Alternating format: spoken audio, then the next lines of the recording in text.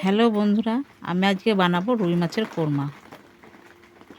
তো রুই মাছের কোরমা বানানোর জন্য প্রথমে আমি দিয়ে দেব হলুদ, কাশ্মীরি লঙ্কার গুঁড়ো, আদা রসুন বাটা, সাদা তেল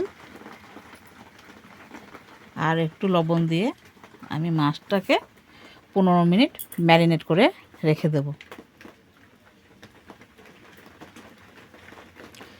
এদিকে আমি কাজু, চারমগজটা 10 মিনিট মতো ভিজিয়ে রাখবো।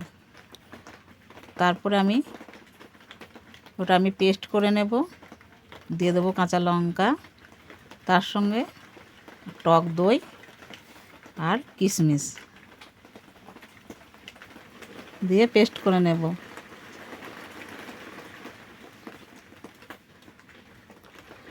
এদিকে আমি পেঁয়াজগুলোকে বেরেস্তার মতো করে ভেজে নেব। খুব মুচমুচে করে ভাজবো না, তাহলে পরে তেতো লাগবে।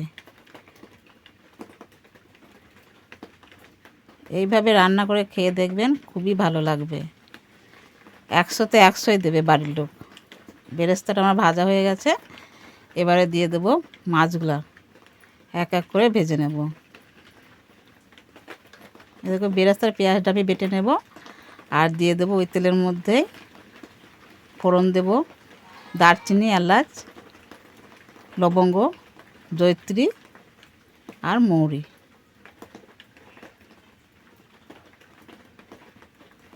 দিয়ে দেবো আদা রসুন বাটা আর একটু জল, যাতে লেগে না যায়।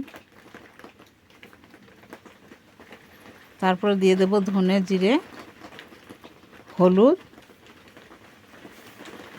আর কাশ্মীরি লঙ্কার গুঁড়ো দিয়ে বেশ কিছুক্ষণ নেড়ে নেব। আর দিয়ে দেব পরিমাণ মতো লবণ। তেল ছেড়ে দিলে দিয়ে দেবো আমি ওই মিশ্রণটা আর ওই বেরেস্তার পেঁয়াজ বাটাটা। বেশ খানিকক্ষণ নাড়াচাড়া করার পর দিয়ে দেবো আর একটু বাটি ধোয়া জলটা, আর দিয়ে দেবো একটু চিনি আর গোলমরিচের গুঁড়ো। চিনিটা দেওয়ার কারণ হলো টক দই দেওয়া আছে, যাতে ব্যালেন্সটা ঠিক রাখে।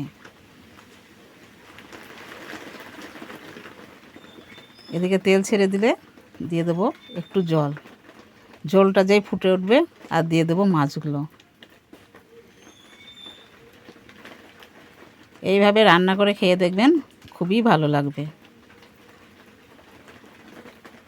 আর দিয়ে দেবো 2টো কাঁচা লঙ্কা। এইভাবে তেল ছেড়ে দিয়েছে এবার, আর দিয়ে দিলাম গরম মশলা। তাহলে রেডি আমার মাছের কোরমা। ভালো লাগলে একটা লাইক, কমেন্ট, শেয়ার করে দেবেন। ধন্যবাদ।